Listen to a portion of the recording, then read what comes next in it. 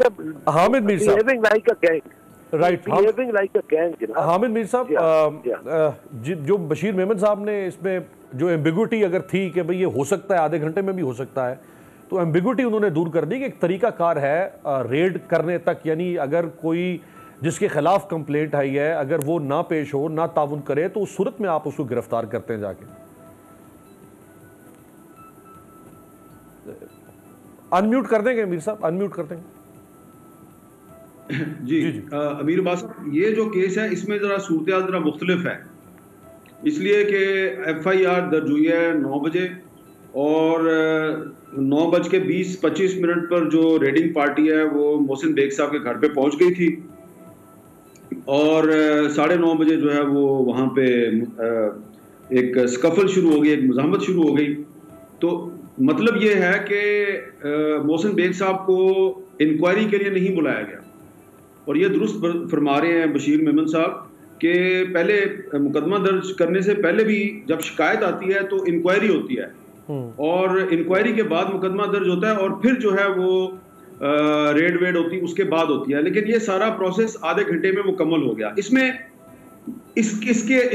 इसको छोड़ दें, जो सबसे इम्पोर्टेंट पहलू है वो ये है कि मैंने वहाँ पे इस वाक़े के बाद खुद भी जाके मैंने लोगों से बातचीत की कि ये क्या हुआ है, क्योंकि मुझे भी बड़ा अजीब सा लगा कि मोहसिन बेग साहब जो उन्होंने पिस्टल निकाल ली जो कि उनको नहीं निकालनी चाहिए थी, और जब मैं वहाँ पर पहुँचा तो मैंने देखा सड़क पे बहुत सा खून भी बिखरा हुआ है। तो मैंने उस वक्त तक जो उनका बरखुरदार था हमजा, वो अभी घर के अंदर ही था, तो मैंने उससे भी पूछा, मोहल्ले के लोगों से पूछा, क्योंकि जाहिर बात है मैंने एक ओपिनियन बनानी थी कि अगर मोहसिन बेग साहब जो है उनके साथ अगर ज्यादती हुई है तो मजम्मत करनी है और अगर उन्होंने ज्यादती की है तो फिर उनकी मजम्मत करनी है।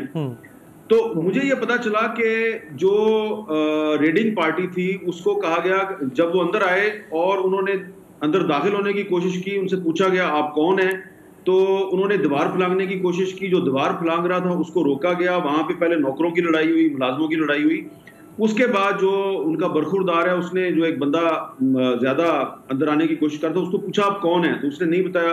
उसने कहा, उस बंदे ने कहा जी आप हमारे साथ चलें।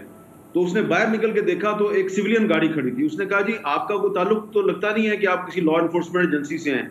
उसके बाद जो मोहसिन बेग साहब की फैमिली है उसने 15 पर कॉल करके पुलिस को बुलाया। उन्होंने 15 पर कॉल करके पुलिस को बुलाया, लेकिन ये लोग जो है इन्होंने अंदर दाखिल होने की कोशिश की। फिर मोहसिन बेग साहब बाहर आ गए और फिर वो जो भी हुआ वो एक नाखुशगवार काबिल मजम्मत वाक़या है। उनको पिस्टल नहीं निकालनी चाहिए थी। लेकिन इसमें एक इंटरेस्टिंग बात यह है कि वो जो खुद FIA ने फुटेज रिलीज की और उसमें फुटेज में मोहसिन बेग साहब जो है वो एक बंदा जो है उसको ठुड्डा मारते हैं और फिर वो नीचे गिरता है और वो उस पर शाउट भी कर रहे हैं। वो बंदा जो है वो जब अदालत में कार्रवाई हुई सारे मामले की तो जज साहब ने कहा वो बंदा पेश करें जो जख्मी है, तो वो बंदा पेश ही नहीं किया गया। और मोहसिन बेग साहब जो है उनको तो फिर बाद में फेंटी लगा के साफ बराबर कर दिया गया।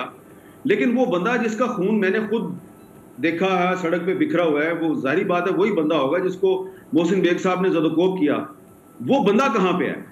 और अगर FIA ने वो बंदा पेश नहीं किया तो इसका मतलब है कि या तो उसका ताल्लुक FIA के साथ नहीं था, किसी और इदारे के साथ था, या फिर वो उस रेडिंग पार्टी का हिस्सा नहीं था। ये एक बड़ी एक पुरसरार सी बात है। सही। तो इसमें यकीनन आपने भी सही कहा कि मोहसिन बेग साहब ने जो किया वो गलत किया, लेकिन जो FIA ने किया वो भी गलत किया। और एक बात मैं जरूर यहाँ पे कहना चाहूंगा कि अभी से नहीं, FIA को काफी अरसे से इमरान खान साहब की हुकूमत जो है वो इस्तेमाल कर रही है सहाफ़ियों के खिलाफ, अपोजिशन के खिलाफ, सियासी कारकुनों के खिलाफ। और बशीर मेमन साहब यहाँ पर इत्तेफाक से मौजूद हैं, ये आपको कंफर्म कर देंगे कि तकरीबन 2.5-3 साल पहले जब ये सर्विस में थे, ये FIA के सरबराह थे, तो उस वक्त डॉक्टर शाहिद मसूद साहब को किसी केस में गिरफ्तार किया था FIA ने।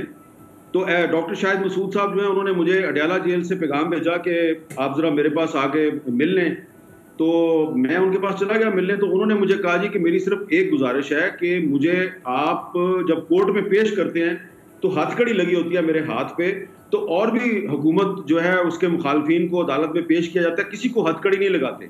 तो मुझे हथकड़ी खास तौर पे लगाई जाती है और बड़ी वो एक सख्त सी हथकड़ी है, तो उससे मेरे बाजू जो है उस पर जख्म पैदा हो गए हैं। तो प्लीज किसी को कह के तो ये हथकड़ी जो है वो तो खत्म करवाएं। मैंने कहीं भाग तो नहीं जाना।